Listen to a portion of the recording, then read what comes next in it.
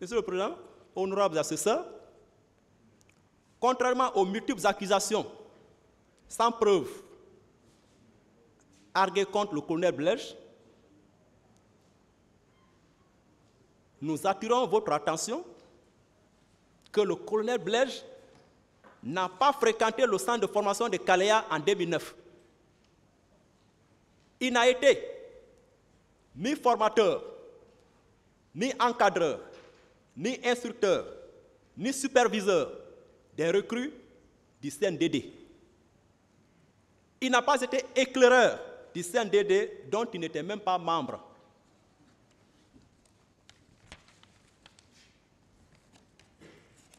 Il n'a occupé, comme je l'ai dit tantôt, il n'a occupé aucun poste de responsabilité ni de commandement au sein du CNDD. Il ne relevait pas de la prétendue garde parallèle au cercle restreint du pouvoir. Il ne relevait pas de cette prétendue garde parallèle ou cercle restreint du pouvoir. Quelqu'un qui n'avait même pas un véhicule de déplacement, même un véhicule, qui était même en location.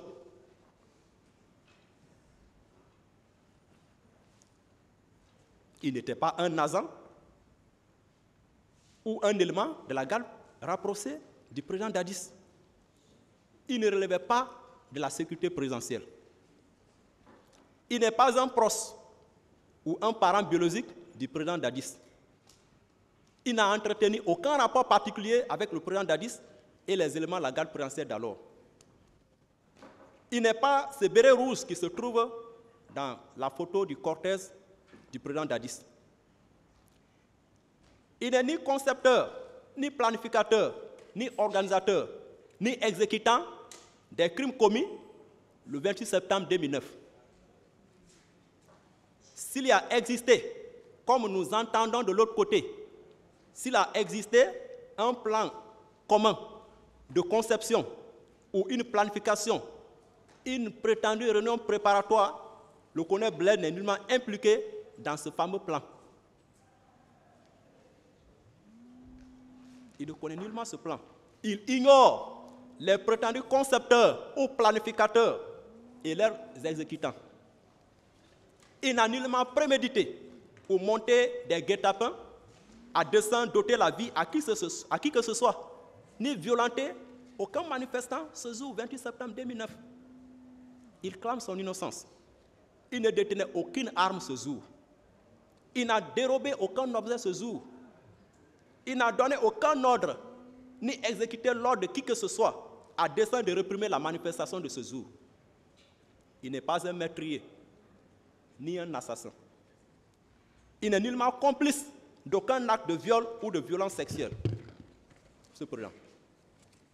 Il n'a administré aucun coup, ni exercé aucun acte de violence, de surcroît fait des blessures, blessés manifestants ce jour. Rien. Il n'a fourni aucun moyen. Il n'a apporté son aide ou son assistance en pleine connaissance de cause à un quelconque présumé violeur. Monsieur le Président, honorable membre du tribunal, le colonel Blaise est choqué. Le colonel Blaise est choqué. Il souffre dans son âme. Son cœur pleure quand il entend ces accusations alléguées par le ministère public contre lui, sans la moindre preuve, à dessein de le diaboliser devant vous, devant l'opinion nationale et internationale. Il est choqué. Son âme est meurtrie. Son cœur pleure. Il est choqué.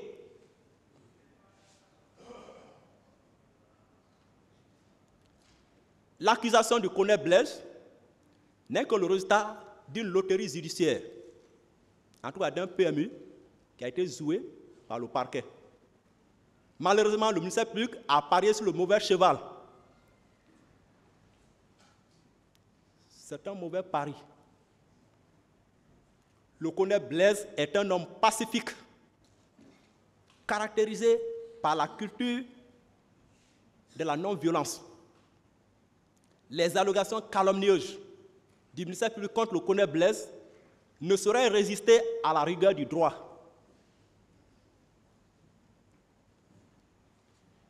c'est du sable mouvant qui doit s'écrouler et disparaître par l'acquittement du colonel Blaise Goum.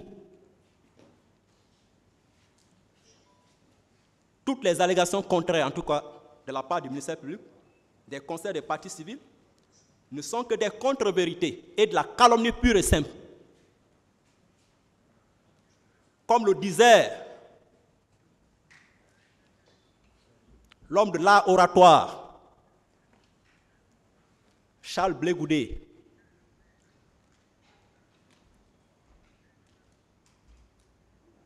lors de l'audience de la confirmation des charges devant la CPI, le colonel Blaise n'est pas la honte de sa génération. Il refuse qu'on le jette dans la poubelle de l'histoire par des allégations calomnieuses. Il n'est pas la honte de sa génération. Sa génération est fière de lui,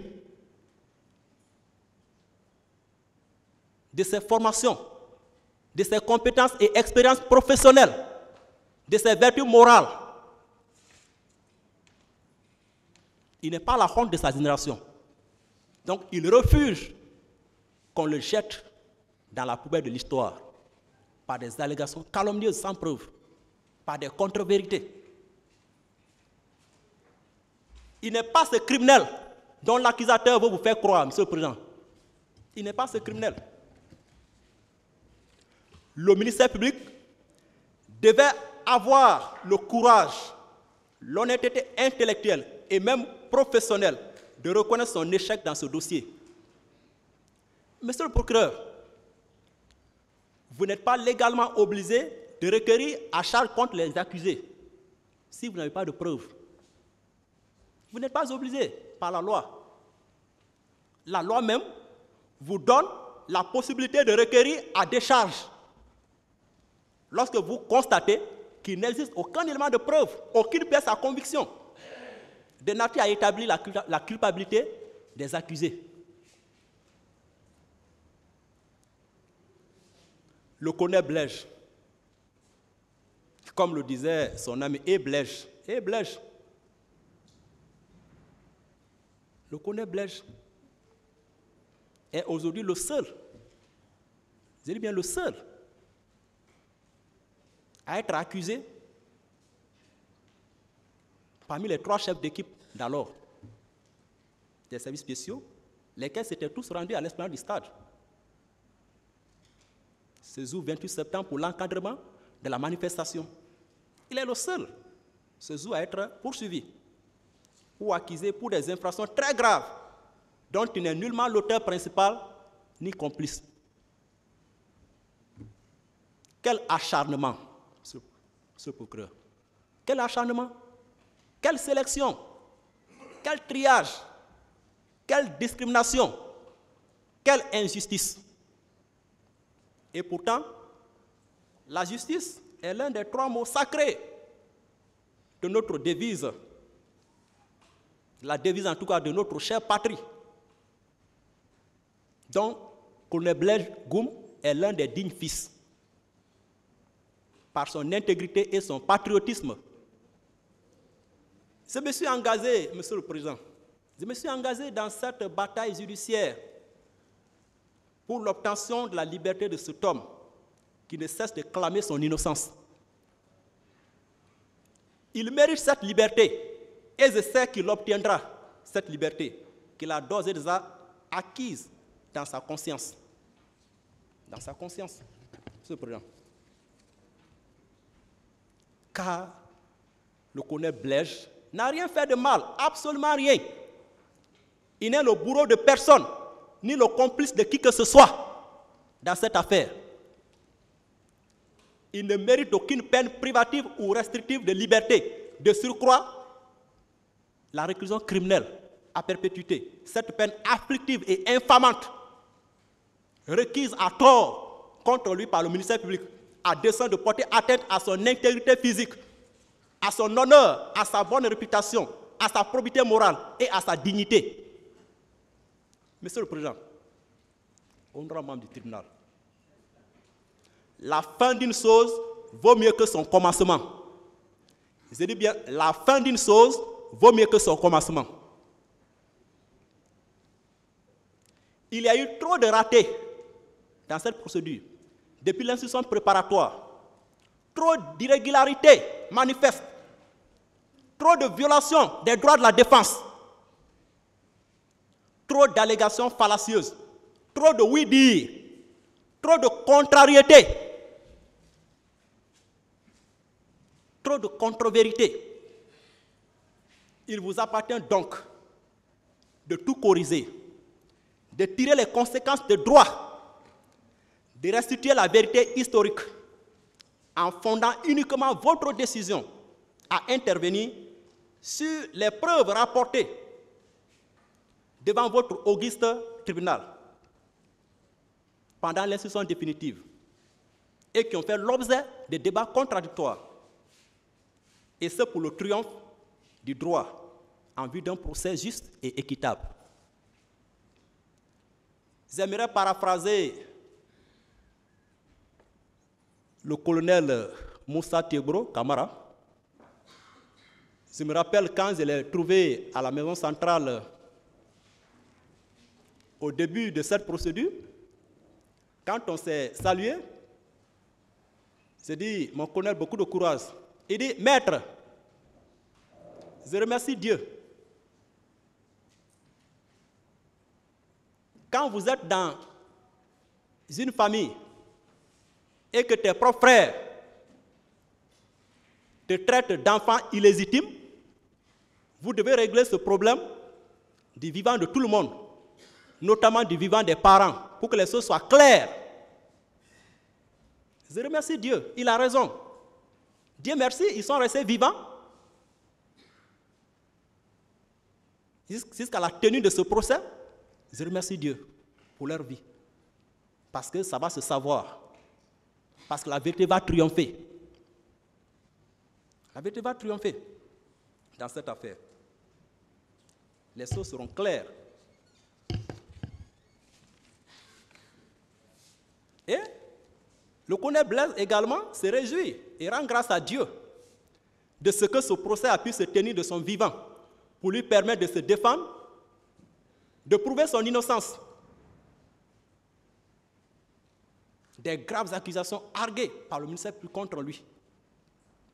J'ai été désagréablement surpris, voire choqué par un confrère, un de mes distingués confrères, en tout cas de la partie civile, qui, à l'entendre parler, se réjouit de la mort de feu Joseph Makambo Loua.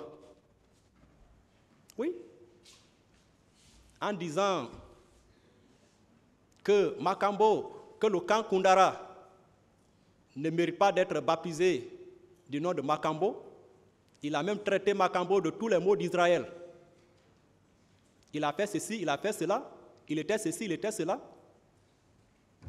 Mais malheureusement, Makambo n'est plus vivant pour se défendre. Il n'est plus vivant pour se défendre des accusations graves contre lui. Il n'est plus vivant pour se défendre. Que le Dieu de toute consolation, de toute bonté, continue d'accomplir son œuvre de consolation dans la vie, en tout cas, de la veuve et de ses enfants. Quant au colonel Blaise, Dieu merci, il est vivant pour se défendre. Gloire à Dieu. Que votre décision, Monsieur le Président, ne soit pas le résultat d'une chasse aux sorcières. Qu'elle soit plutôt le reflet de la réalité des faits et des éléments de preuve qui ont fait l'objet des débats contradictoires pour le triomphe du droit. Monsieur le Président, honorables assesseurs, Son Éminence, le cardinal Robert Sarah, nous a recommandé ceci. Il dit, à défaut de croire en Dieu, crois à la justice, tu y trouveras Dieu. À défaut de croire en Dieu, crois à la justice, tu y trouveras Dieu. C'est très profond. Cette expression est très profonde de sens, car la justice est la nature même de Dieu. La justice, c'est la nature de Dieu lui-même. C'est un attribut divin. Et le colonel Blaise croit en Dieu. Et il vous fait pleinement confiance pour lui rendre justice.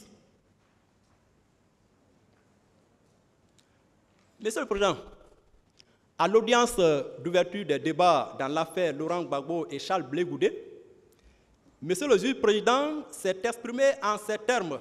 Avec votre permission, je vais lire. Il dit, il n'est pas du tout un procès à la Côte d'Ivoire ou même au peuple ivoirien, mais à deux personnes physiques qui sont accusées par le bureau du procureur de crime. La tâche de cette chambre est de vérifier, sur la base des preuves que les parties et les participants soumettront à la chambre pour son évaluation, si les charges formulées par le bureau du procureur sont bien fondées ou pas. Il poursuit. Je peux assurer tout le monde, aussi de la part de mes collègues, que la Chambre évaluera toutes les preuves en toute impartialité et en toute conscience et sera guidée uniquement par la loi. Et que la Chambre ne permettra pas l'instrumentalisation aux fins politiques de ce procès. Ah oui, c'est une expression très profonde. Et c'est ce que nous attendons de vous, de votre décision à intervenir dans cette affaire. Oui, Monsieur le Président, honorables assesseurs, à l'instar des juges de la CPI, dans l'affaire Laurent Gbagbo et Charles Blé Goudé, qui se sont laissés guider uniquement par la loi pour restituer la vérité historique, par l'acquittement de ces deux accusés, vous pouvez le faire autant. Vous pouvez le faire, Monsieur le Président. Je vous connais dans ce sens. Vous pouvez le faire. Votre décision à intervenir dans cette affaire ne doit souffrir d'aucune fin politique, communautariste, ethnique, régionaliste ou religieuse. Elle ne doit être influencée par qui que ce soit pour quoi que ce soit. Oui, je le dis, parce que ça a trop murmuré dans nos oreilles. Il faut qu'on ait le courage de le dire. Ça a trop murmuré dans nos oreilles. Parce qu'il y en a qui pensent que ce procès, c'est un procès dirigé contre une communauté. Ce procès a des fins politiques. Donc, chacun fait son commentaire comme il l'entend. Ça a trop murmuré. Nos oreilles ont été tympanisées par les murmures, les échos. Surtout quand le parquet a pris ses réquisitions. Finalement, j'étais obligé même de fermer mon téléphone. Ah, est-ce que, j'ai dit, restez calme, restez serein. J'ai confiance en la justice. Surtout le président et ses deux assesseurs. Ayons pleinement confiance en eux. Ils vont dire le droit dans cette affaire. Oui, je vous crois, Monsieur le Président, honorable membre du tribunal. Je suis confiant, je suis convaincu que votre décision à intervenir sera le reflet de la réalité des faits largement développés par le colonel Blaise et sera fondée sur les seuls éléments de preuve qui ont fait l'objet de débats contradictoires en application de l'article 497 du Code de procédure pénale. Monsieur le Président, honorable membre du tribunal, ne permettez pas au ministère public, je dis bien ne permettez pas au ministère public de surprendre injustement l'office de votre juridiction par des préjugés, par des oui-dire, par des suppositions, par des apparences trompeuses, par des contrariétés, par des allégations fallacieuses. Dans cette affaire, le colonel Blaise est blanc comme la neige. Ah oui. À la lumière de tout ce que nous venons de développer, il est allé de constater que les faits de meurtre, d'assassinat, de complicité de viol, de coups, de blessures et de violences volontaires, de vol à main armée, ne sont pas établis à l'égard du colonel Blaise Goum. Le premier, et d'ailleurs le meilleur juge de l'homme, c'est sa conscience. Le premier et le meilleur juge de l'homme, c'est sa conscience. Dans la présente cause, dans cette présente affaire, le colonel Blaise Goum est libre dans sa conscience. Sa conscience ne le reproche de rien. Sa conscience ne le condamne pas. Sa conscience ne le culpabilise pas. Sa conscience ne le juge pas. Il est libre. Consciemment, il sait qu'il est innocent. Et il sait que son innocence sera prouvée, sera reconnue par votre décision.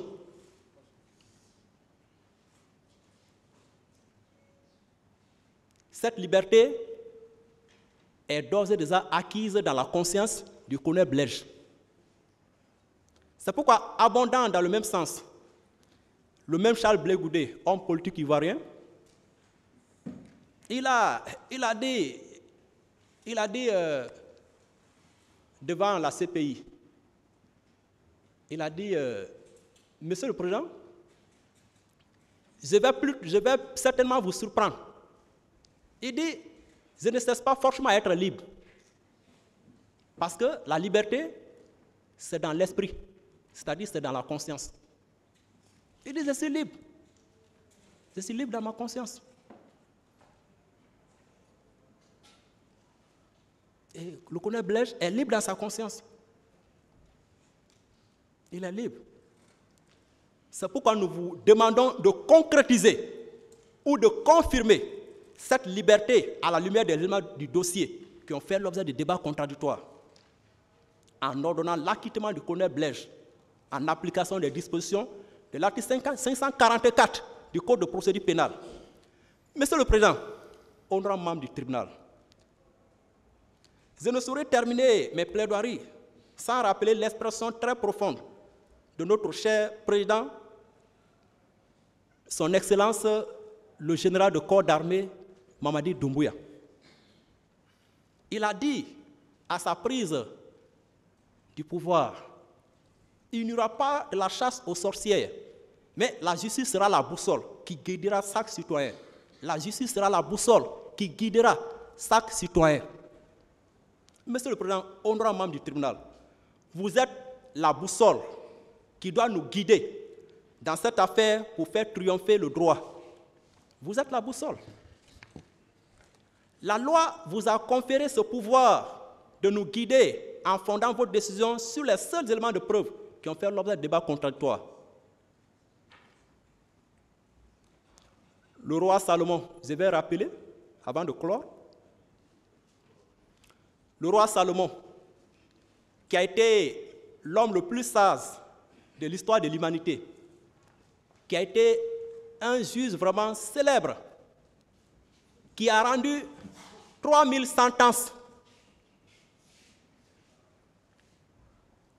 dont la plus célèbre a été le jugement de 2 femmes nourrices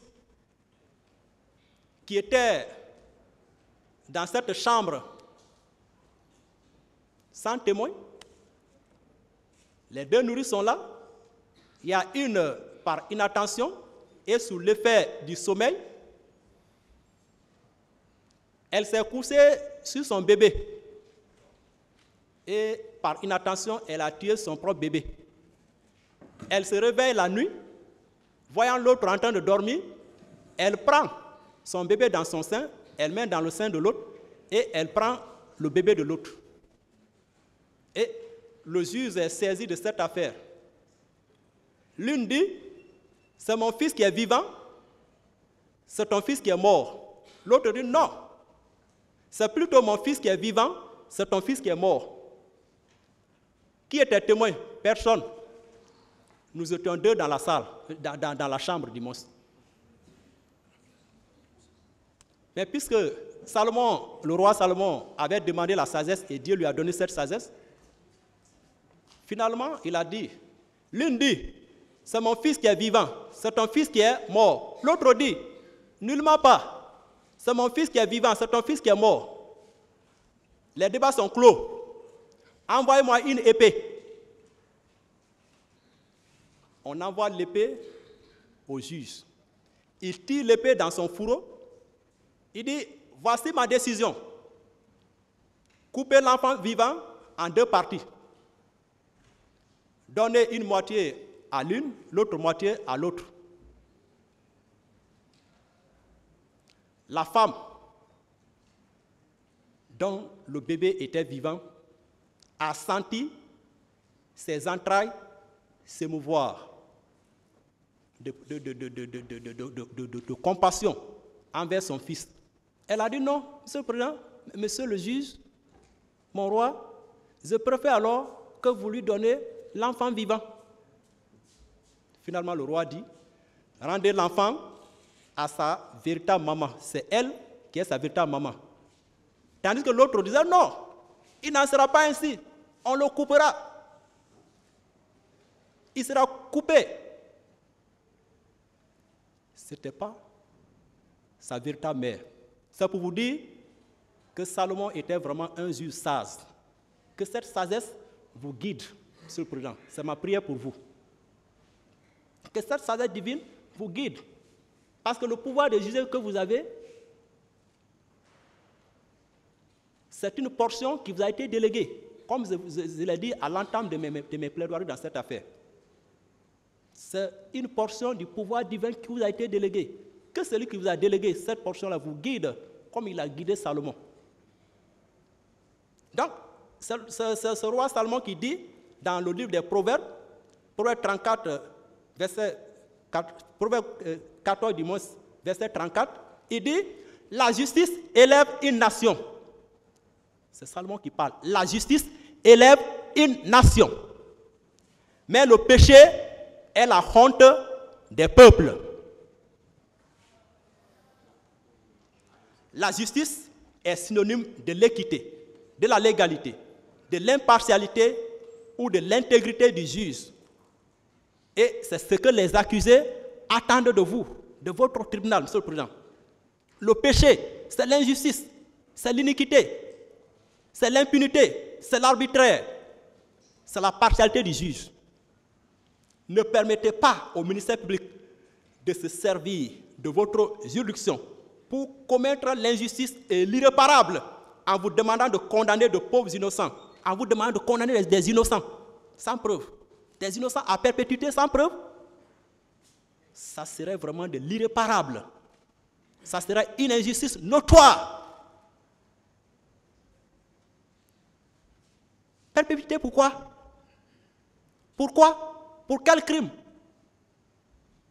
Quels sont les éléments de preuve? Monsieur le Président, ne permettez pas ça. Vous devez plutôt redorer le blason de notre justice dans cette affaire. Donc, que la sagesse divine vous guide dans votre secret de délibération, afin que votre jugement soit une référence, un modèle à imiter et une source de droit à l'échelle nationale et internationale, comme l'arrêt d'acquittement de l'ancien président ivoirien et de son ancien ministre Charles Blé Goudé. En le faisant, Monsieur le Président, votre conscience sera tranquille. Votre conscience sera tranquille.